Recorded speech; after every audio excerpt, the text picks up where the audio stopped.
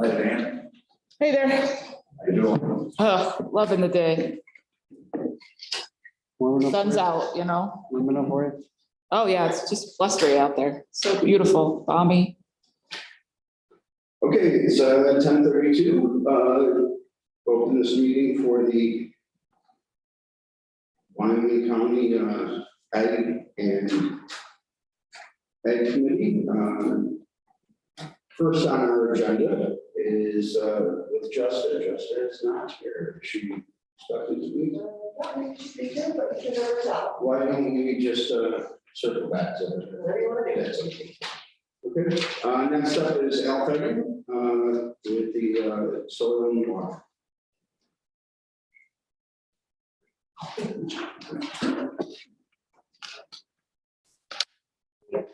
Not his agenda, so it's not so Okay. much his agenda as it is our agenda. But we're gonna do these things for him. Okay.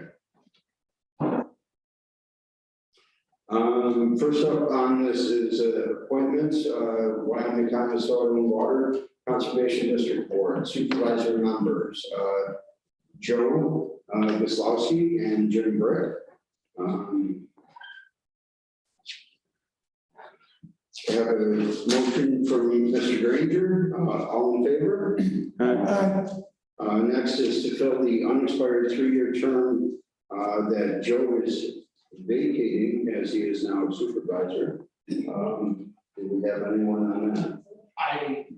For what it's worth, I was contacted by, I believe it was Courage Grange, the chairman, or whatever his title is, yesterday.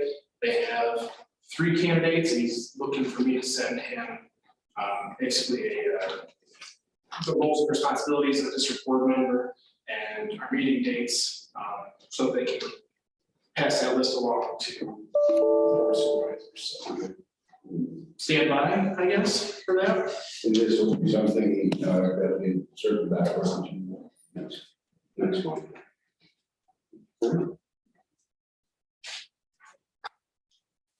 Next is professional service contract, authorized chairman to sign contract pursuant to general municipal law with Wyoming County Soil and Water Conservation District. For Ag District review services, amount not to exceed $20,000. So we received our annual notification that Ag District 2, which is Eagle, Gainesville, and Weathersfield, will be due January 16th, 2023.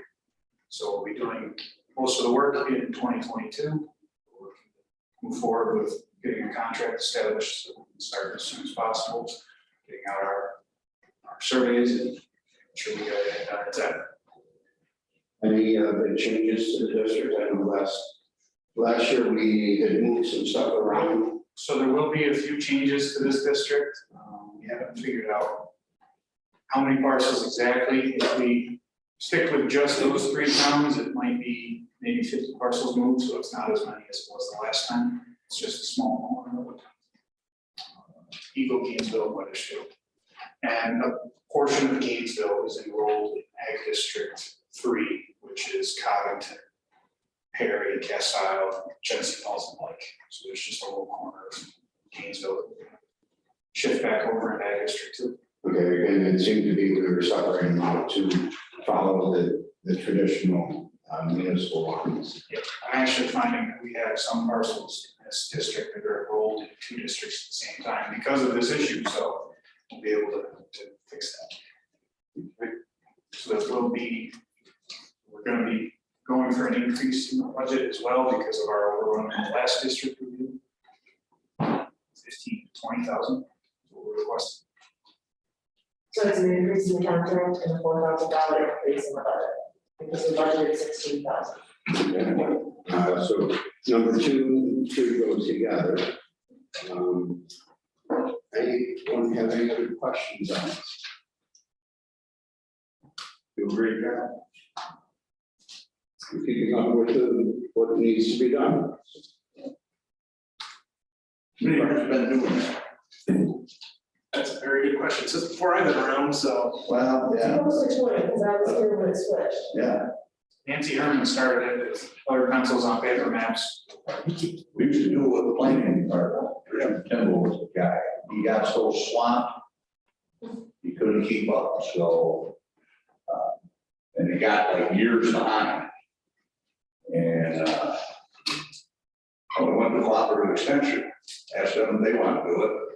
Our lawyer was the director, you know, and they wanted a lot more than the county was willing to spend. And Joe and Kyle Gloucester they went, talked to everybody. And then they went to Greg, the soil and water, made a deal and been doing it ever since. So Kyle Gloucester was here, however many years ago that was. The supervisor from Orangeville, just read, that's like that. So that's how we ended up with, they've been doing it ever since. Nancy, they put Nancy on it, and it worked out great. Any other comments? Can I get a motion from Mr. Kozlowski? All in favor? Any nays? Carried. Anything else, guys? Yeah, I did want to add just one thing. Hopefully the supervisors received a letter from our other technician, Rebecca Campbell, here recently. The staff came up with kind of a new program for us to start working with town highway departments on hydroseeding road ditches. We've got a small pot of money this year available for doing that. So wanted to make sure everybody was aware of that. All costs as far as materials and labor will be covered by the district. We're doing this. I guess the only requirement we ask for the town is that maybe a little roadside safety assistance. You know, we don't need somebody buzzing by us at 65 when we're dragging a hydroseeder down the side of the road. So looking forward to that. I think Becca sent out basically like an application form. Definitely, we're going to try to prioritize which road ditches we target. You know, if it's a flat road ditch that doesn't go anywhere, well, it's really not. The whole intention of it is for erosion control, you know, and by the town highway goes and cleans out a ditch, we can be right in there and get vegetation established quickly to reduce erosion and therefore filter out sediment nutrients too. So just want to make sure everybody's aware of that. So we're looking forward to that program this year. Did she send it to highway superintendents also, or just Yes, supervisors? it's the highway supervisor. Mike, I hope that they're gonna get them over there on Telegraph Road, that ditching and stuff through there, or the days are deep. There's some of them, I mean, let's face it, throughout the county, They just did it last fall, there's some that are steep and deep for sure. so. Well, the thing of it is, you know, farms with large equipment, we're taking out all the old fence rows and stuff. And that's increased the amount of water that goes into the road ditches. Absolutely. That stuff won't wash out too quick, or Not if, is that good stuff, right? yeah, have to target it right. I mean, if we got a thunderstorm coming, probably won't do it, Yeah. but we How long got does it take for that to grab a hold? typically within a day. The mulch itself has a tackifier in it. It's like a glue basically, and it binds with the soil.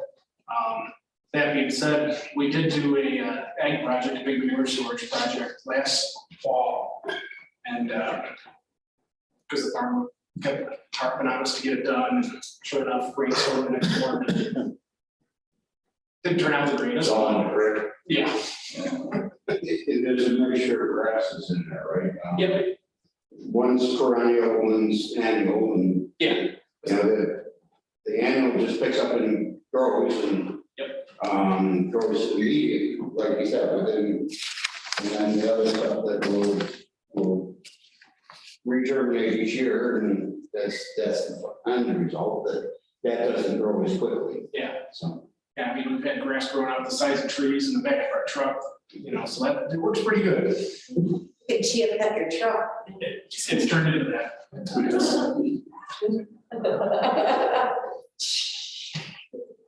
Once you do that, nobody lets you forget you did it either. Yeah. So that's all I have. Okay, all right, thank you, John. Let's circle back to page one, number one, Justa, your monthly report. Nice to see you again. I second that. Can I take this down? I don't have much to add. It's the volunteer group just donated a $900 75-inch TV for the shelter. And have the group come in and mount it, so we've got something to show, like programs. Pretty big. I thought she went a little big, almost as big as the flag up there. So, yeah, other than that, we're letting people come in, but by appointment, and they go in the back side door, they can walk around. So I just don't want too many crowds till this calms down a little bit. It will. I'm figuring by March, we can take the big sign off the door and let people come in as they want. Just kind of want to keep the crowds from coming in large amounts at one time in one small area. Make them sign in and out as they go, so we know who's who. Mask up, so. Other than that, everything's been doing okay. Good. Thank you. Does anyone have anything for Justin? Those things working out with freedom. They fired the dog control officer. I see they got an advertisement for, Oh, in the paper for, dog control I officer. think they took the guy on back that was doing it for a while before, just to cover. Yeah, I called and I did talk to the town clerk, and there had been some problems. I told her we were available, if they wanted to contract with us, we can talk, sit down and talk. And I don't know what went on, but I hope they don't get into trouble. They had they seized some dogs instead of keeping them in the county or available to the people, 2 different families in one home, so rental, and they took them to Grand Island. I don't know where the dogs are, so I've gotten calls, how do we get our dogs back? And I don't know. I'll have to get a hold of an attorney or something, but they didn't have a trial or anything. They just took them and they're gone with them, so. Yeah. She called multiple times, sometimes in the middle of the night, wanting to know if I pick up dogs at a quick fill somewhere. Yeah. You know, and I said, no, they're not in our county, I just can't pick them up. Can I bring them to you? Yeah, can I bring them to you? I said, no, we have, if it's on Bray Road and on our side of Bray Road, I'll take it. She said, well, we can pretend, and I'm like, no, we can't. We can Yeah, I don't know, I haven't heard anymore. Yeah, because you talked about it before, I wondered, Yeah, and I saw the advertisement. I thought I will call them and let them know that we'd still be interested if they want to do a contract, but I don't want to be picking dogs up over there, but they can, we can harbor them and Yeah. rehome them or get them back to their owner and be fine, but I don't think Daryl's out right now checking on a pole in the middle of, on Genesee Road somewhere, or Courier's Road, so I mean, we're busy doing stuff, keeping people happy, so, yeah. Okay, thank you very much. Next up, we have Becky. How are you today? Good, how are you? I'm doing very well, thank you. Nice to see everybody. So just a few quick updates. First off, I'll say we have a lot of folks out with COVID and other things this week.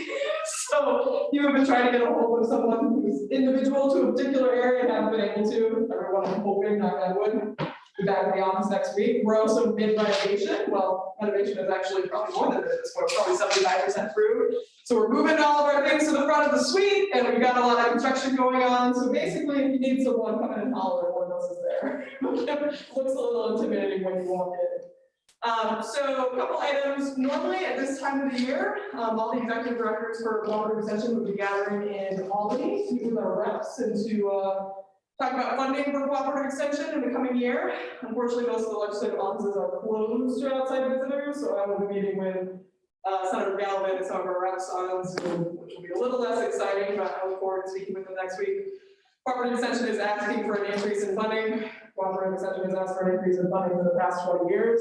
Last year was the first time it actually worked, so we'll see what happens this year, but we would be really happy to see level funding at the 224 level, quite honestly, so we'll see what comes of that. We just received another dairy education grant, so we were part of a pilot program through Ag Markets last year for a dairy education program. And most of that programming occurred in Abaca, Perry, and Warsaw, which is kind of make a little headway to pioneer, so hopefully that'll happen on this grant cycle. So we were approved for the second cycle, and we're hoping to use some of that funding to, we did an ag day at Perry last year, which was a big success with FFA and a bunch of other local farmers. We're going to do that with Warsaw as well this year. We're also hoping, our educator, Stephanie Lewis, has been doing a lot of education around jobs in the dairy industry, non-traditional jobs in the dairy industry, so those career paths that we don't really talk about at school level, and she's been building all these virtual field trips around the county and then showing them at the various elementary schools, which has been a big success. That's been a really cool program. Other than that, one thing I wanted to mention, just as sort of a heads up, at the last, I believe, planning committee, I noticed there was something in the minutes about the space downstairs in our building and how it was utilized. I wanted to just clarify that that space is utilized a lot. So if you're in there during the day, I think there's some thought that it's maybe not always that utilized. That room, especially LC1, the caucus was down there on the side for the Republicans, I was upstairs, I didn't hear them downstairs, is really well utilized. So I just want to make that clear because I saw in the minutes, oh, it doesn't get used that much. It gets used pretty much every evening, particularly under COVID, because so many of the spaces of the schools and other areas have been shut down. We've had that big room probably booked out most nights, the hospital uses it, the sheriff's uses it. So just a heads up in case anybody had questions. I was just reading through some minutes and noted that that had been had come up, and I just wanted to make everywhere that room gets used a whole lot. And in fact, if you know that you need it for a specific event, booking earlier rather than later is better. Other than that, we are pretty much hitting the ground running. We 4-H programming has kicked off again. We got a tour with sheep farm this weekend, so that's all moving forward. I'll let Joan give any updates on the ag department when she's up here, but we're kicking off the new year. COVID has, knock on wood, not impacted a lot of our programming yet, and we'll hope that's the case this spring. Any questions about anything? The only other thing we have on for that cooperative extension is the appointment of Mr. Brick. I assume you're still willing to do this? If anybody else says, I've been on there for 14 years, I just know maybe somebody else may want to take a shot at it. I've had quite a few conflicts with their meetings being moved to Thursdays. Anyone care to, or is it, again, Mr. Brick, we've heard wonderful reports from you, and you know what's going on. What is their meetings? What days? So for this year, we're meeting on the third Thursday of every month. The exceptions are we usually don't meet in December, and we do not meet in the month of August because of fair. Right. Other than that, we meet about once a month. That is subject to change because I have a couple people who are on school boards, but the plan right now is scheduled is every third Thursday of every month. How did your reorganizational meeting go last week? We made quorum, which is good. With the weather and everything else, we had a couple people out for COVID. So we have, the e-board hasn't changed much. We do have a new president, so Lyman Rogers is our outgoing president. So we'll make the official announcement next week that Steve Cox is our new president, who is our vice president. So other than that, it's pretty much the same e-board. We do have some new board members, so we'll be doing some board orientation the next month as well. It happens that the Silver Lake Watershed Commission meets on the third Thursdays, quarterly, and where Stan had been there for years, and he's not there anymore, so. And with the dredging going on, I'd kind of like to be at those meetings to see what's going on there. I've been to a band. I'd be happy to serve if there's no, I mean, I don't want to take anybody else that's being new, if anybody else would like it, but I'd be happy to serve on the board. The basic thing is, when they go there, they want to report Board of Supervisors, what's going on. Sure. We have a pretty official meeting format where like I'll give an executive director's update and then usually Jim will give an update from the board of supervisors. Usually not necessarily the bank, but usually it's happening. You got it. But what is happening with the board at large and other committees. And we used to have fairly lengthy meetings, but we've gotten down to pretty much an hour, other than our organizational meeting, which usually runs a little long, so. Most of the time, occasionally there's some debate, but we usually try to keep it an hour. Any other comments? Again, it's looking like Mr. Bird is willing to step down, mostly due to conflict with other important meeting.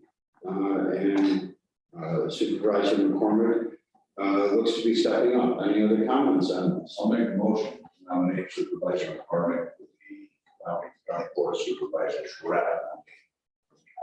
Cooperative Extension Board of Directors. Any other discussion?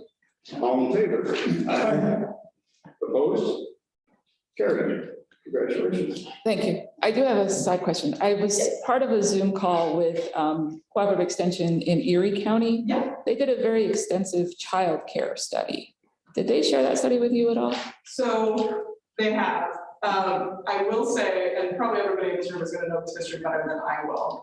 So at some point, I believe Wyoming County was going to be involved in some of those programs. So at the time, whether I'm not sure what level was made for us to step away from those childcare programs or SNAP-related programs. And so Erie County basically provides the structure and programming for that for most of our part of Western New York. It was a really interesting study. And so we haven't traditionally been involved in those areas for the past, as I understand it, maybe 5 to 10 years. They handle it for the county? During the Zoom call, they were very specific into Erie County. They didn't have any comments or ideas for Wyoming County. The one thing that was kind of humorous to me was all of their, their stipulations, the conflicts that they found in the industry were pretty much any small business you talk to. They need overhead and they need to be able to pay and recruit better team members. And I'm like, well, that's any small business you ask. And they really didn't, other than, can we have more money? There wasn't really any excuse or recommendation, I guess I would say, instead of excuse, of how to correct the issue.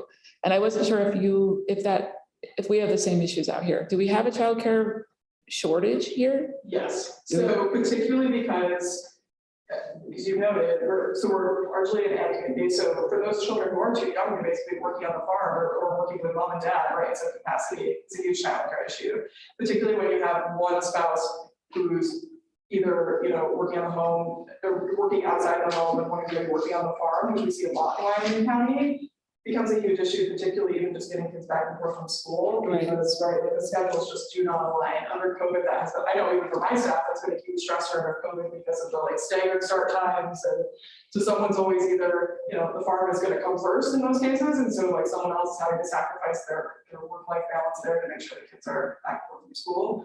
So we certainly see that challenge. And we also have a lot of small businesses. So as you noted, that there really isn't a safety net there for those parents. And so those kids are either having to hang out with the business, which in a lot of cases maybe isn't that conducive to getting work done. And in some other cases, could be a danger in worst case scenarios, depending on what the business is. So yeah, so we've seen similar studies, and it's true for pretty much every county in our region. So our western region covers everything from basically Erie to Monroe. Monroe is the only county that it's a little better, but they have, a lot more subsidized daycare facilities. They have some preschool, as in before the day starts programs and post-school programs that tend to provide a bit more of a safety net for those parents who are working. Their median income is a little higher than the other counties. Absolutely. That's why it's interesting that Erie experiences such a shortfall there, because, their income, not that it's across the board high, but the median income is obviously a lot higher than some of the rural counties. Orleans is another county that their executive director and I talked about this quite a bit, childcare is a real issue. During the whole conversation, the one thing that kept coming to mind was I've had a friend who was able to put their child in the one here in Warsaw with no, just called up today and took them tomorrow type of situation. Yeah. And I know there was one in Perry that closed, and they probably closed due to financial reasons there on standpipe instead of lack of children. So in this after school, they used to have something. Yeah, the YMCA, I think, does one in Perry after school. They still do that? It's called Honeycomb, I think. Yeah, it's pretty pricey for some Is it? parents is the largest issue. Yeah, so the biggest thing with a lot of these at-home daycare, there's no daycare facilities is that cost, the overhead cost, and especially if you have employees, those employees can, in most cases, go work in anywhere else and make a higher hourly wage. And so keeping staff consistently at those facilities is a huge issue. And then under COVID, it's become a huge issue, obviously, because they'll have to shut down for 2 weeks at a time.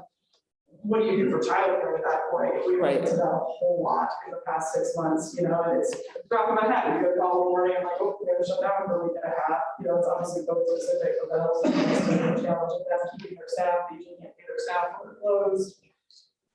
Yeah, Yeah, it's a fine, compounds problems. it's a fine margin for most of them. Mhm. So, yeah, my impression of it isn't necessarily that they're, obviously we're seeing some population decline, but that's not the issue. In most cases, there's plenty of kids for those facilities, it's that they just aren't able to. The profit loss isn't there.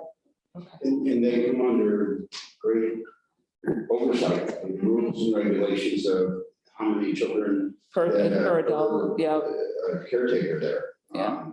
it's a tough balance, I'm sure. Yeah, I mean, similar to what we have at the skilled nursing facility, that it has to be certain ratios all the way across the board. I was associated with Rainbow's End there in Arcade, where they had their own school bus. And that I maintained, and I even drove for them, where they were taking children to, and I could see inside there, they could only accept so many children. Yes. Based on their staff. It was a very interesting, conversation and study that they came forward, but again, they never really applied it to Wyoming County in the Zoom call, so I wasn't really sure if we were, sometimes we're totally different animals and sometimes we're very similar, so. So very similar, and I would say it's actually compounded a lot of rural counties because Is it? you have so many, less traditional hours in terms of farming or. Oh, true. The industry you're in. So if anything, it's even more of a challenge. What's a little bit less of a challenge is as kids get older, they're able to be on the farm or, be on their own a little bit more, but for those younger kids, it's a real challenge. And many of us can remember, I know I certainly did this, where out there at my Uncle Jane McNulty's farm, and I'm 10 years old, hiding on the fender of the tractor. This is just not let's face it, a safe practice to have then, and it certainly would be frowned upon today. So that just becomes that problem also. Yeah, I mean, there's just a lot of issues. Another issue down where I am in Allegheny County is that we're experiencing a real bus driver shortage. So now the employees are having to bring their kids to school earlier or leave them later, and then they're running the same childcare issue, like this looking after the kids in the morning and the afternoon. And everything's just kind of compounded over the last year. But yeah, absolutely. So that study pretty much, we pulled the numbers and we have the various, different types of things. They would look really similar, if not worse. I know Orleans did a very similar study and found pretty much all of the same findings. Genesee was a little better, but the rest of us, Allegheny, Wyoming, Livingston, it's a reoccurring problem. And it hasn't improved at all. I think people thought, well, of course there would be a dip and there would be a higher need under COVID, but it was an issue before COVID and COVID just compounded it. Thank you. Hey, anyone have anything else for Abby? Thank you. Okay, next on the agenda, we have the county forest lands. We have a attached email from Eric. This is Deer Management Assistance Program. If I understood this email correctly, that is to open up for the role of assistance in managing the deer on our 700 and some acres land. Cheryl, do you have anything? That additionally, just what we had talked about in the previous ag committees, and Eric reached out to DEC, and you can see by the email that the initial conversation began in 2019, August of 2019. And then a follow-up it's earlier this month, so. But we just haven't decided we want to fill out the FEMA application and move forward. Comments on this?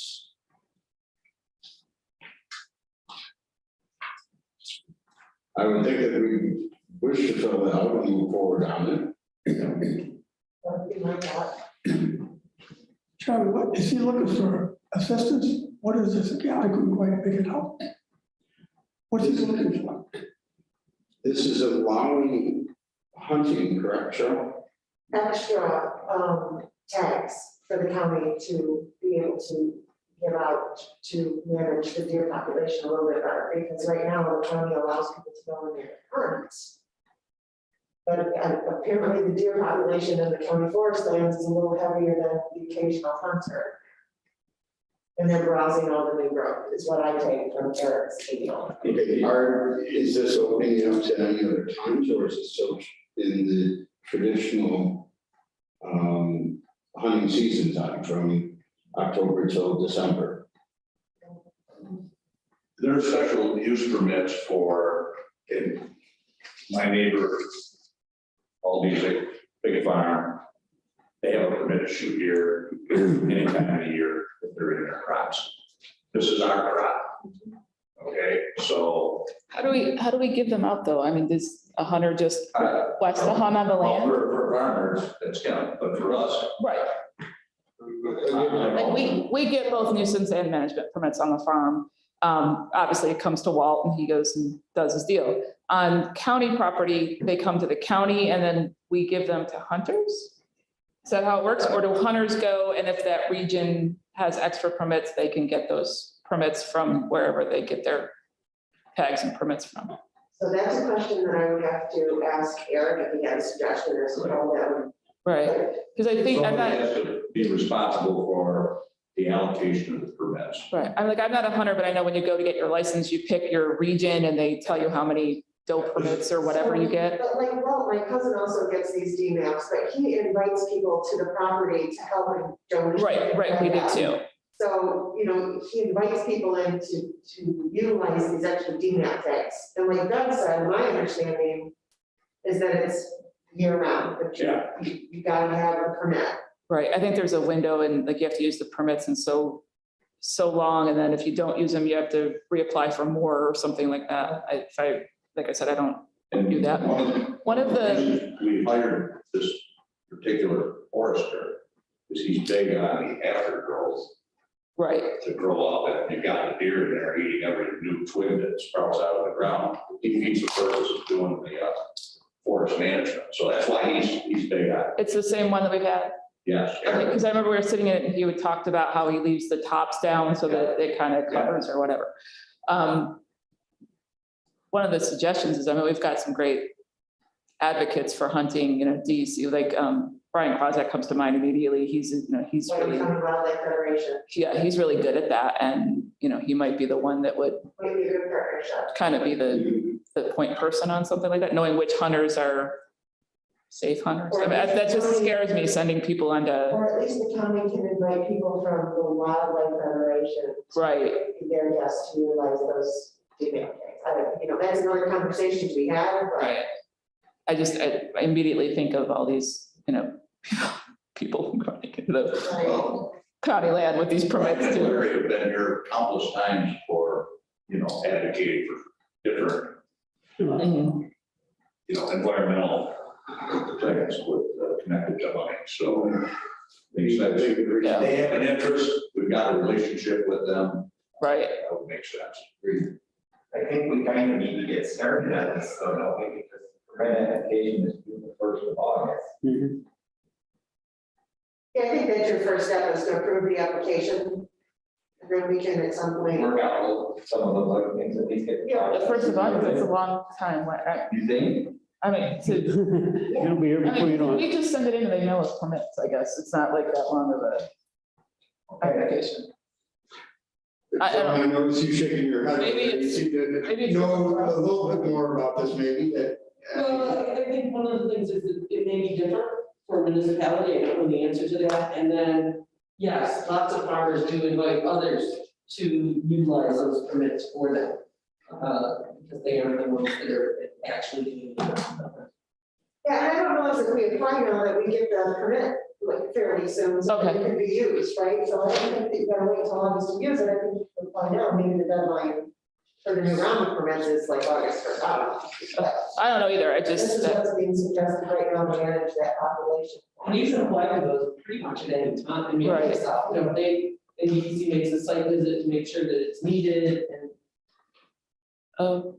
Now, our property, is it posted at all, or is it just open? We don't post it. Okay, so in reality, anybody could go on Absolutely. that property throughout Yes. the regular hunting season. Again, most people, they have set up their own farms, their own friends, neighbors that they're hunting on. So we occasionally telephone calls from people who want to go on the tell them that they can sow at their own risk, but please take note that sometimes there's an active timbering operation going on, and just stay clear of that, and sometimes there's some signage up that tells people that there's an active timbering operation taking place.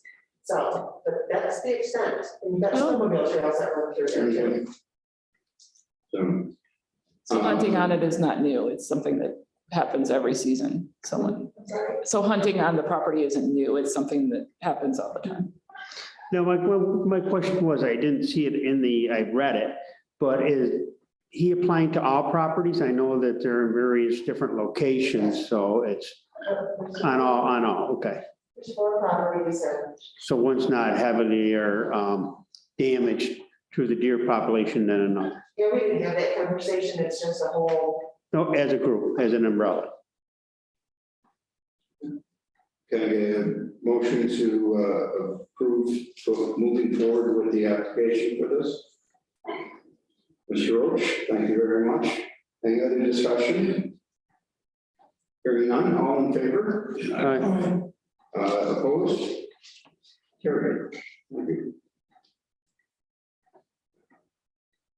Okay.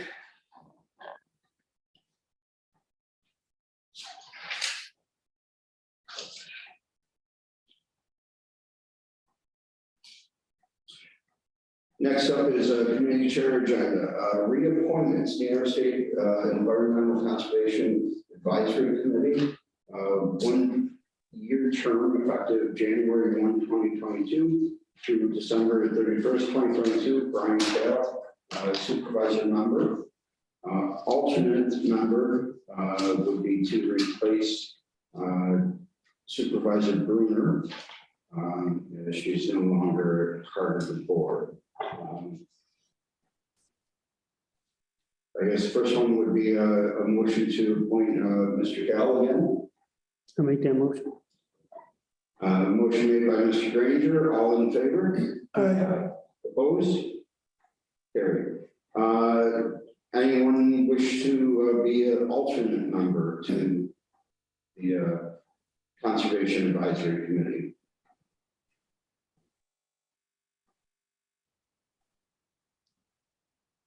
I nominate Ron Jacoby. He's not here. Oh, sorry. We won't go down that road. I'm serious. Have we spoke with him? Ron Jacoby. Have we spoke with him? Is he? Oh. He can be here if he wants, doesn't want a job. It's in his wheelhouse. I think that's a good nomination. This is alternate only, so this is just Yeah, this is the whole thing job for him. Yeah. Just got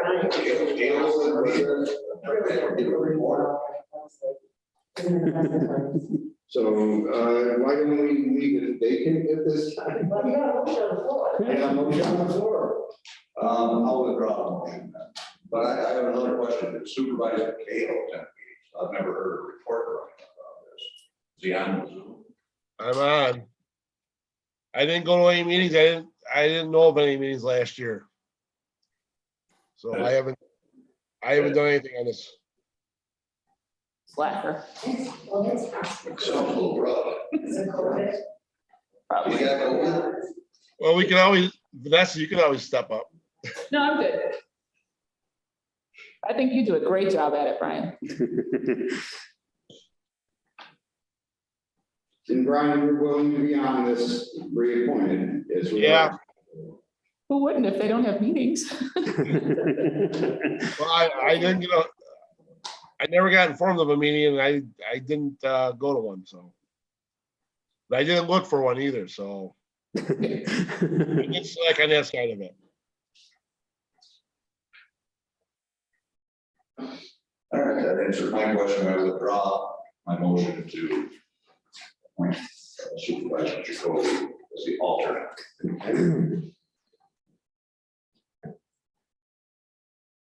I guess hearing no other motions, this remains vacant at this time. Joe? Yeah. Agreed. Thank you. Yes. Okay.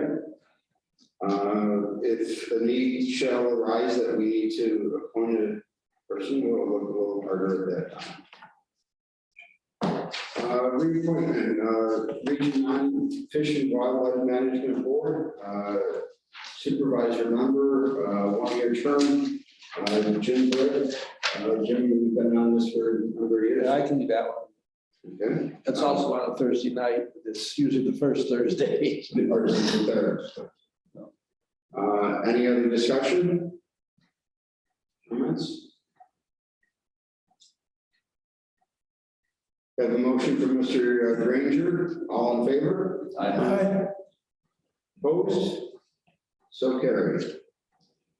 Reappointment, Seneca Trail Council Board of Supervisor Representative, one-year term.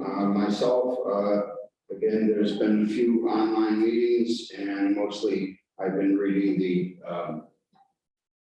the minutes to the meeting afterwards. So willing to be on it. I'll make a motion if you are. Okay, thank you, Mr. Roach. Any other discussion? All in favor? Aye. Carried. Farmland protection, reappointment, Jim Bergen, Joan, I think that's. Jim and Joan. Yeah. These are appointments, so.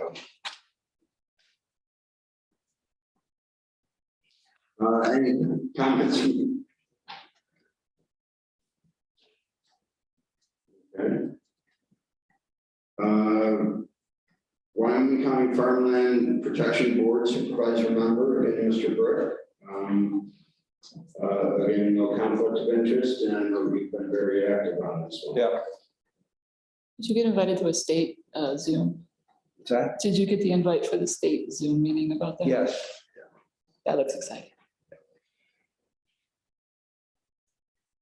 Can I do a motion for Jim's reappointment? Mr. Kozlowski, any other comments? Hearing none, all in favor? Aye. Opposed? Carried. Let's see, next one is authorized chairman to sign the amended grant acceptance for New York State Department of Ag and Market to reflect the following revisions. Extend the agreement for 1 year through December 31st, 2022.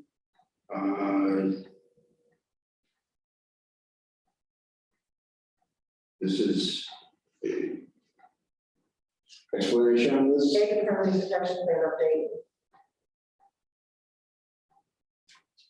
Mr. Chairman, these got behind because there was a lack of a planner and the COVID, so things kind of were dormant for a while, so we're reactivating it. We should be able to have that done. Okay. I'll move that. I have a motion from Mr. Burke. All in favor? Aye. Opposed? So carried. Appropriation, special econ dev project. Economic development. Pardon? Economic development. Economic development project. $52,492. With other state aid, with any funds available, reasons to cover expenses associated with New York Ag Farmland Protection Grant. This requires cash match. This is what's left over from whatever they, I think it was 60,000. 50,000 of government protection grant. Right, it was a total of 60 because there's a 10% cash match. And then we have- So after spending what was in 2021, which we need a grant claim for, this is what's remaining. So it's the remaining amount with the 10 that from any funds available is the 10% match. So it's housekeeping. It's housekeeping. Goes to number 2.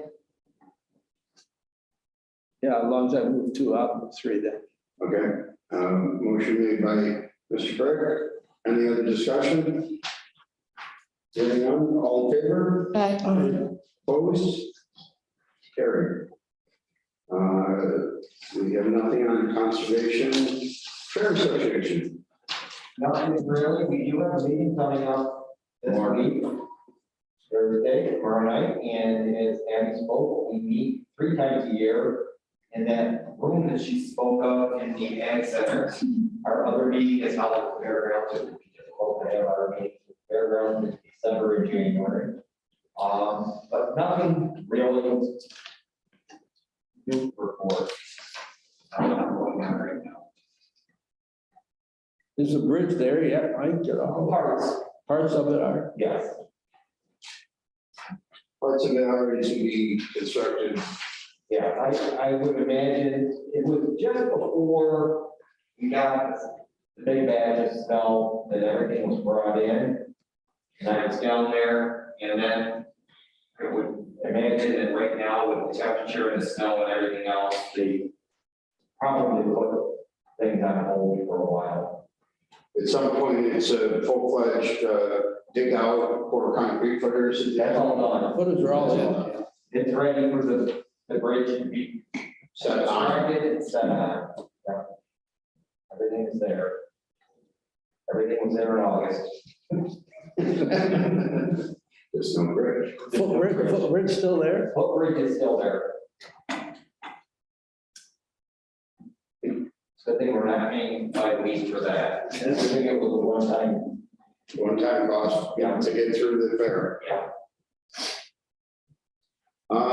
Dairy industry, sorry, Mr. Klein is no longer able to give us such a report, and I certainly do not have the foreknowledge of the experience of what Mr. Klein has. When I read things are looking up a little bit for its price of milk. Of course, along that, the feed costs have been up also, you know, the price of corn is up around $6, you know, which is good if you're growing corn. That's a good sign. The soy is right up there too, so. Well, everything's increased. Yeah.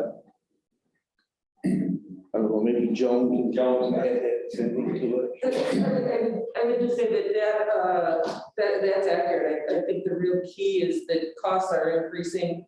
The one thing that is going to help a little bit, and particularly for the smaller farms, because there's a cap on the amount of milk that can be covered through the dairy margin coverage program, because of those increasing costs, even though the price of milk is going up, because costs going up, there still may be some margin coverage payments. I know we're doing a program on the dairy risk management programs that are available for farmers. There's a discussion group meeting tomorrow covering those things so that can help folks be aware of the different insurance products that they can purchase to help provide revenue protection as out there as or margin protection. There's two different products that they can take a look at. I think the other situation that's out there is labor, and that's a big one. I don't know if now is the appropriate time, but Jim and I and Rosemary Sheeter from Community Action have been meeting about the grants that are available through the state community housing. Office of Community and Renewal. Thank you. CARES grants through COVID funding. So we've been working back and forth together, and I embarked on a survey, and I will share with you very preliminary results because we've got work out there to some, but I'll just pass those along if you want, Jim. You can come with that. I'll keep one copy. Is that we've surveyed a number of large farms that we are aware of that provide housing for their employees, and to date, contacted 31 out of the 33 farms that we are aware of that use that. 15 have indicated interest, 12 we've left messages, no response yet. Kind of follow back on those. 4 who have indicated no interest, and 2 that we're still outstanding to contact. But those farms employ a total of 369 people on the 15 farms I've had the opportunity to have a conversation with so far. 257 of those are live in employer-provided housing. And you can see that there's a wide range in farm size, all the way from 450 cows to 3,000 or 500 acres to 5,000 acres. Total payroll on those 15 farms is over 11 million.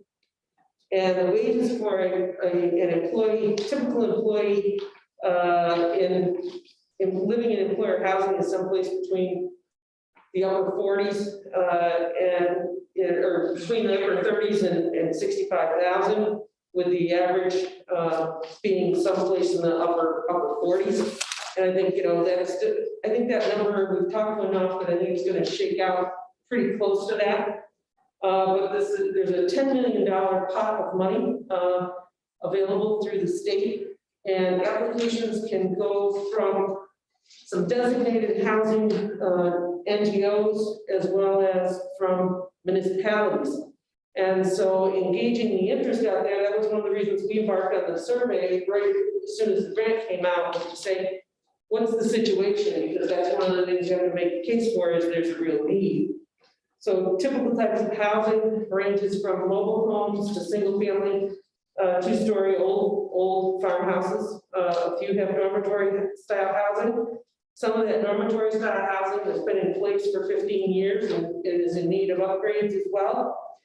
The other big thing is many lack the ability for someone to isolate, because we built, we used an old single family home that probably was built before there were indoor bathrooms, and so the single family home has one bathroom and a number of employees using that one bathroom. So just about everybody I talked to is short on bathrooms, so that they had to isolate employees, others would be without a bathroom or vice versa.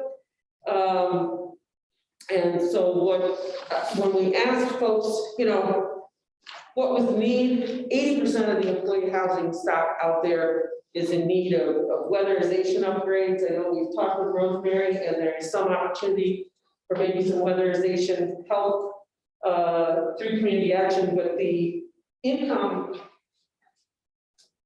requirements of the people living in those homes, weatherization may or may not be accessible to those, whereas the income level for this grant through CARES is much higher, percentage of the poverty level at 85%. But I guess the thing that we've really looked at out there is what's their cost. Ranges from a little less than $10,000 over $100,000 a year to provide the housing based on utilities, upkeep, those kinds of things. And ballpark total, and these are rough estimates, some folks have gone out already and have estimates because they were already thinking about constructions, but they weren't necessarily thinking in terms of prevailing wage that would be required by this grant. But we've already, from these 15 farms, heard there's a need for in excess of $2 million. And then I'm not going to read to you the items on the next 2 pages, but briefly, I asked each farm to give us a description, because that's the kind of stuff we need for the grant, of what your current housing situation is.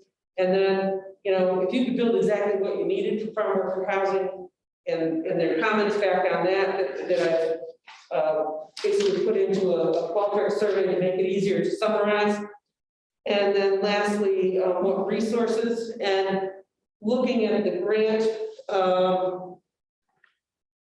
from reading stuff and the conversations Jim has had, I guess, Jim, I'll let you comment, but I think we're finding that the granting agency would prefer to have a contractor come in and do the whole project, not have farmer construction involved or owner construction involved in that.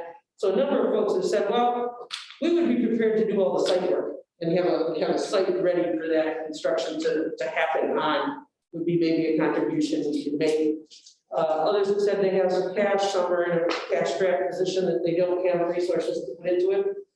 And so we're sort of at that crossroads of, we're in a bit of a dilemma and saying, okay, the cap on what any one applicant can apply for is $1 million. And when any one farm can receive $200,000 for those renovations through this project. So that's where we're at. And I just wanted to sort of put it on the radar screen, because we need to keep pushing forward. If there's only 10 million out there, to see that we work with the folks that are there to do that. Jim, you've been talking with community renewal. You may may be able to provide some more from that Yeah, perspective. the purpose and intent of this grant is we have to draw COVID relation. So again, think about sheltering in place, that's the focus of the housing. And this is one of those OCR grants that they made it so easy that it's difficult. That you have prevailing wage issues, but also timing. So once we get, God willing, we were to get the grant, this money has to be totally spent within a year, which is pretty difficult with the current supply chain issues. There is somewhat of a procedure to go through. We have our first preliminary application meeting with OCR on Wednesday, on February the 2nd. So we can give us pre-approval of where we're at. We'll come before you, and we will have to schedule a public hearing prior to submission of any application. They will work back and forth. This will be a highly refined application again, because they want the speed to the finish line. They want this completed as soon as possible. So that is the only challenge concerning supply chain issues, prevailing wage issues that this grant has. So this would be, the county would be the applicant. We'd be the applicant, and yes, we'd be the sponsor. So Patrick's ECC, we're not our extension. I've run through this before in my emails. Jim Fontaine just retired January 1, so I kind of put it in his lap. At one point I went through and I counted 19 active farms still shipping milk in Sheldon. So that's down to 19, but we could only think of 3 that actually had any sort of housing for employees, and Jim didn't think for the town to look in or to be applying for it. Any idea, any of the 3 in Sheldon that we're interested in on your end? I have one that we're playing phone tag right now. They're not in these numbers yet, but I do have one that is interested in an upgrade, that is in Sheldon. Okay. And then we'll be moving from mobile homes to some type of dormitory. And that is clearly the preferred type of housing is some kind of dormitory, easily cleanable. But, and the other piece would be getting to individual bedrooms. We're in a lot of the situations, they're working with shared bedrooms. A number of farms are really kind of right up against it. They'd like to bring on some, with the overtime issue with farms, that should reduce below 60. Many farms have workers that are working 70 to 75 hours a week. And they're limited to being able to hire more people because they don't have more housing. So they can't bring their costs down by getting, reducing the overtime. So there's a lot going on. There's a lot of factors, I guess, at play as we have a conversation about this grant. And I think the other piece of it is just the fact that we're only going to be able to help a handful. But at the same time, one of the things that I think Jim and I need to really go back and dig into now that we're starting to hear back from more of the folks, is there any town that there may be enough, and unfortunately that might be over in your neighborhood, Mr. Griffith, there's enough farms that they would, that it would make some sense for that town and the county to apply for the remainder. I don't know, that's something that we can look at and certainly talk about, but I guess just wanted to kind of get this on everybody's radar screen. And we don't want, this is a one-time shot with it being CARES money. And there's 10 million available in the state, and we want to be really well positioned to seek that funding and really get after it and provide as much help to improve that housing stock on farms as we can. Because that's going to help keep the industry strong, help keep the workforce here.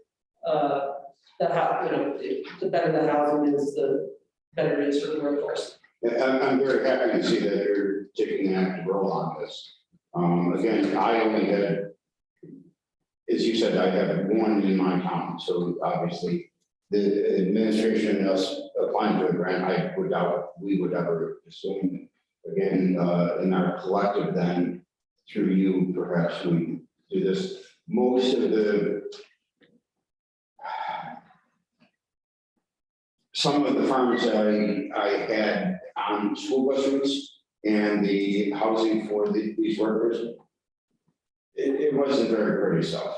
And there definitely is a need to update this. And again, that more than one bathroom in a house with a whole bunch of people in it is essential, especially this day and age with the virus and pandemic.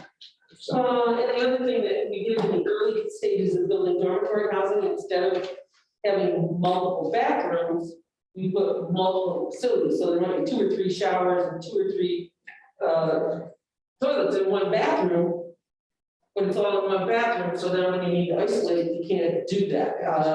And so, you know, the model that I'm hearing is, let's put the central living area where we can have a kitchen and living area in the center, and then dormitory rooms on either end, with a mudroom that they can come in through on that end as well, and a bathroom, and then if we have to isolate somebody, okay, that person uses the bathroom in that end, and for a week, we have the rest of us have to use the other bathroom facility in the structure, you know, and person, so that, you know, farmers are thinking about this. I guess that was really, I guess, exciting for me that the number of farms that I talked to that either already had some kind of bid or actively starting to talk to contractors about what they might do outside of it.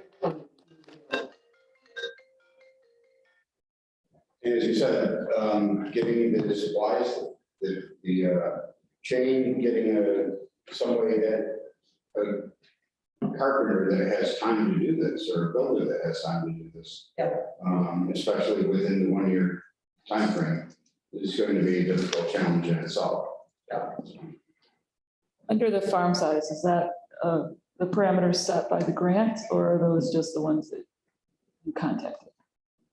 We reached out to the ones that were most likely to need, but, you know, others are, any farm size is eligible. Okay. You know, I basically started from, let's work from the largest down, because that's probably where the greatest need is, but if anyone knows of anybody else, and we certainly, you know, through Farm Bureau, I had contact and conversation with Farm Bureau board, and they're well aware and sharing that, and I've had a couple of, you know, like I say, moderate to smaller farms reach out, and so we're working through things.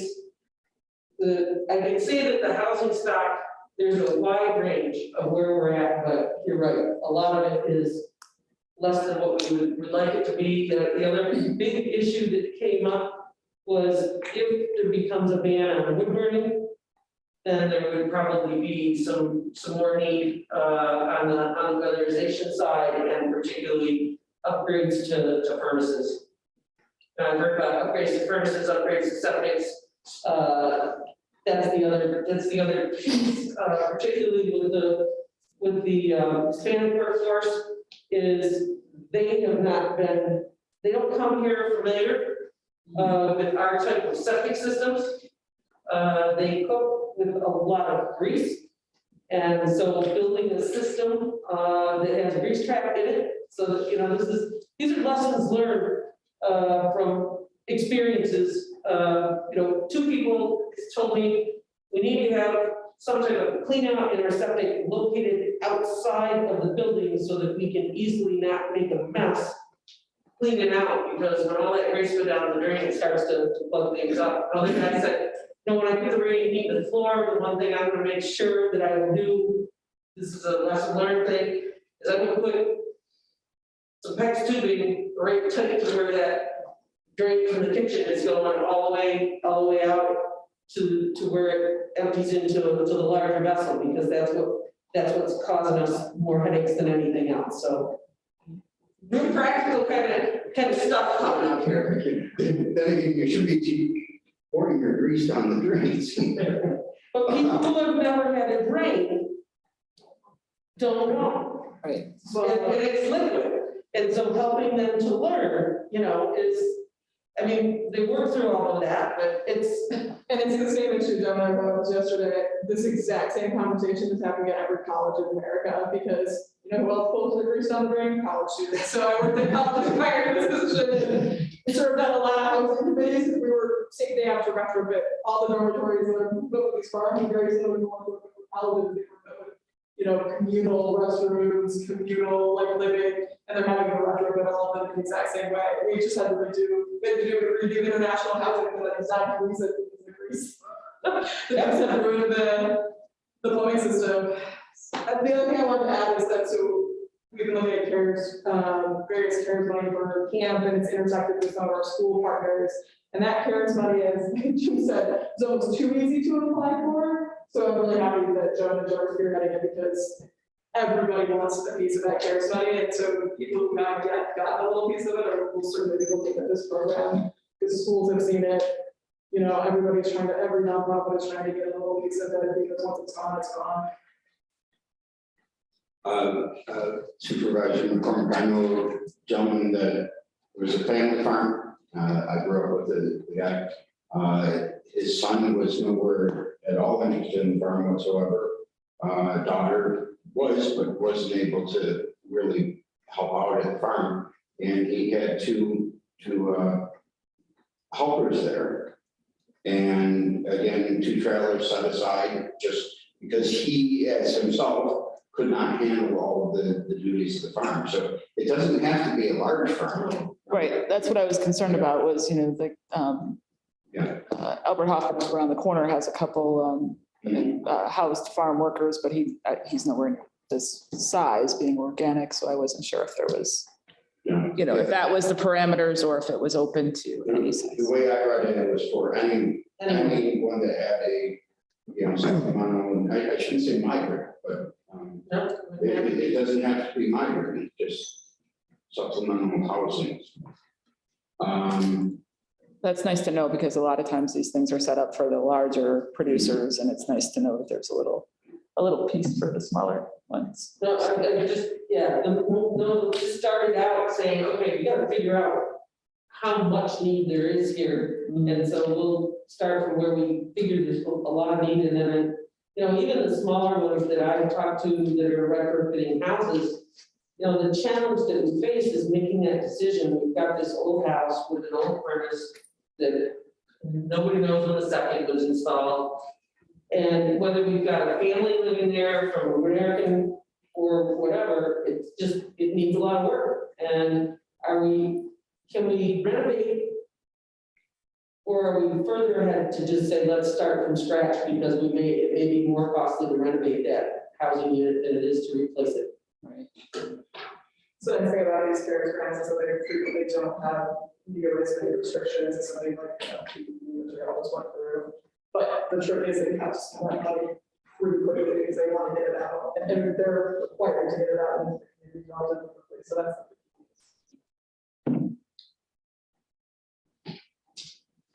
Okay, what we need some sort of motion on this, nothing, just a. Because they said they'll be back.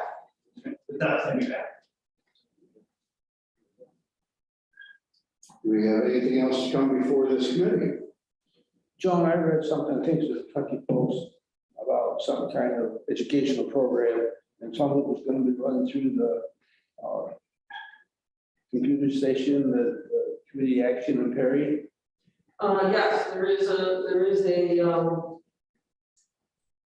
a training on genetics that is coming along, and they're going to be doing 2 locations for that training for the hands-on, and one's going to be here at Perry, and the other location will be on campus at the university. So we've been able to, the people will participate in a series of webinars prior, and then when they actually start to sit down and work with some of the computer-generated models, we've reached out to SUNY Tain, and again, depending on the status of where the lab is at, 50% being open, not open. Well, it's good to see it utilized for something like that. Yeah. No, they're very happy to partner with us to do things like that. So our new dairy specialist is the person, Caitlin Lutz, that's working on that project, and was glad that I was able to make the introduction for her.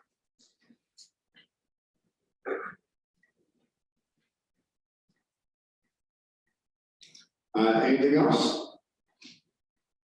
Hearing none, we're adjourned.